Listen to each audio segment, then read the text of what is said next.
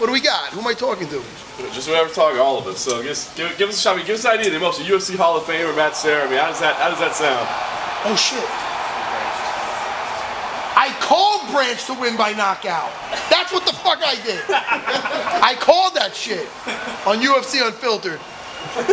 That's good. I called that. I'm sorry. Is that the first round? First round. Yeah, first round. Yeah, Noche Damas. What do we got? Sorry, guys. There we go. Newest member of the UFC Hall of Fame. I mean, tell me how that sounds to you. Yeah, that's a little. That's wild. You know, I don't know if you've seen the thing when they interviewed me already, but you know, Dana FaceTimed me. I had my 4-year-old crawling underneath my chairs when I was sitting down, drinking my espresso, and she hit her head exactly at the exact time. Dana goes, "Listen, bro, you're going in the Hall of Fame." And then all of a sudden I hear, and I thought my kid hits her head. I go, I go, "You okay?" It was so weird. It was it was anticlimactic because of that, but it's starting to sink in. So it's wild, man. I fought a few guys that are in there, the Hall of Fame, and some guys that are definitely gonna be in there eventually. And I was always proud that I was able to. Hey, man, I might not be in there, but I fought guys that are in there, and every one of them knew they were in a fight. Now I can't say that no more because I'm in there, so. That's a good thing. Did you ever think about it along the way? You're like, man, maybe I'll get in there someday. People ask me about, like, oh, you think you'll be in the Hall of Fame? And I always said that's not my. I never gave it much thought because it was never my decision. You know, people thought I belonged in there, but you know, it doesn't suck. It's exciting. You know, it's good. You know, we're gonna go to Vegas. I have the family out there, and it'll be a nice thing. There's so many aspects of your career to remember, and I wonder, I mean, obviously the thing people talk about when they talk about you immediately is the win over George St. Pierre. But, yeah. But there's more to it than that, right? Both before that and after. So, I mean, do you want people to remember or think about you for something different? Are you okay that if that's the moment they go to? I'm totally fine with that. That was my Rocky movie. I'm a big fan of Rocky, and I felt like I lived that movie. Except Rocky 2 ended up better than my second fight with GSP. But, you know, listen, it's not always the wins that you want to even be remembered for. I mean, right at this place, at the Boardwalk Hall, I lost to Caro Parisian in 2006 or whatever it was. 2004. 2004, thank you, bro. He beat me good that one. I don't remember the date. But it was here. And, you know, in that fight I learned a lot about myself because it was a fight where I got winded, a fight I almost won, a fight during it I wanted to get out of there, but I never did get out of there. I never let myself quit. So stuff like that I'm proud of. You know? Is this the proudest moment of your career, you think? Getting to this pinnacle level?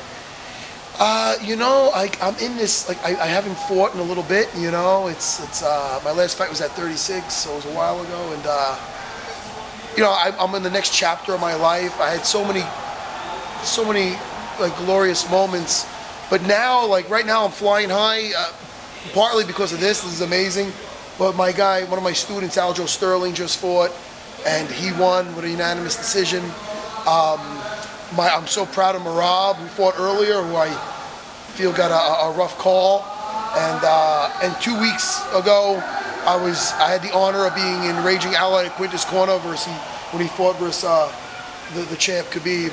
So like this next chapter of my life, like I'm happy to still be a part of it and have the relationships I have with these younger fighters that are just like family to me and Longo. So it's amazing that I'm still involved and somehow still relevant. So I'm having a good time.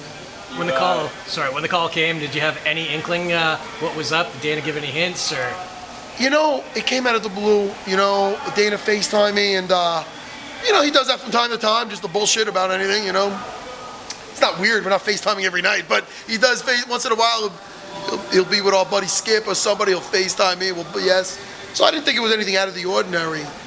So when he said that, it was definitely out of left field.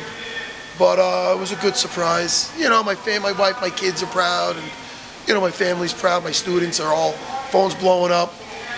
But you know, yeah, it's a really good moment, and I'm really happy for Aljo tonight. You know what I mean? So it's great. It's good. What's next? You gonna try your hand at stand-up? I know Norton got you on stage once. You gonna give that a go? Stand up? I'm a jiu-jitsu guy. Is this thing? Fuck it. They can't all be gems, guys. No, I'm not. Listen, people in the next chapters of their lives, after fighting, the fighting is always such a rush and it's so glorious, it's hard to follow up after that. And a lot of guys have a hard time. I'm very fortunate. I do the UFC official podcast with Jimmy Norton, who's becoming a very good friend of mine, and we have such a good time with that. I do the show with Dana looking for a fight. And you see here with me and my guys, and me and myself with Ray Longo and my team, I might have 3 different jobs. My school's at home, but I'm whistling to work every day. So there's nothing else I'd rather be doing. Between that and my family, I don't know what else I could ask for. Maybe some pizza and shit, but I gotta start getting off that. Speaking of your guys, how cool is it now? Finally, the UFC is in New York. The UFC's back in Atlantic City. Obviously saves on the travel for you, but it's pretty cool, right? No, it's very cool with all these. Again, a couple weeks ago we were in Brooklyn for the Barclays Center. I drove home the same night. Right now we're a few hours away from Long Island, out here in AC. It's my daughter Maria's birthday today. I want to give her a shout out. She's 7, and literally, my 2 daughters had dance competition yesterday in Long Island.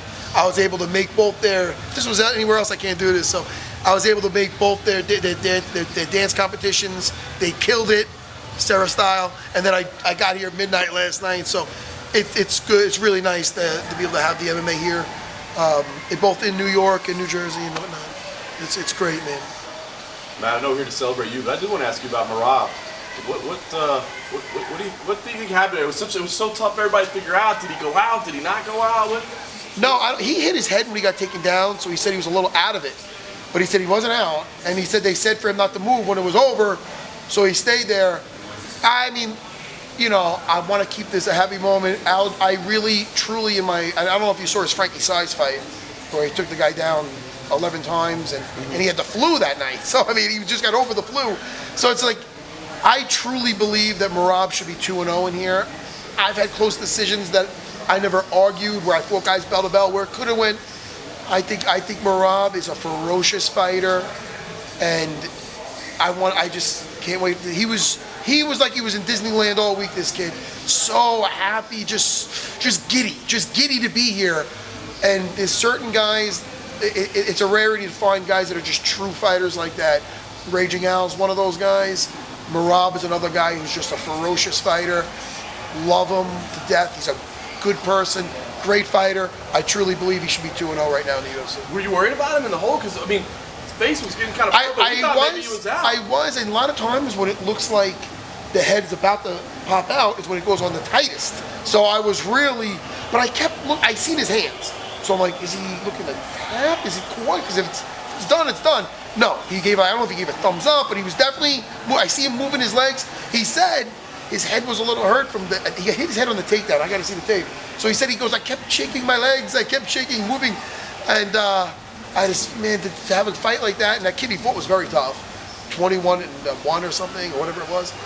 And I thought Merab was stalking him like a tiger in there. I thought he did phenomenal. It's rough. It's just rough to see a guy, listen, this game's a heartbreaker. But we're not going to let it keep. Poor Longo might be on top of the fucking boardwalk all jump.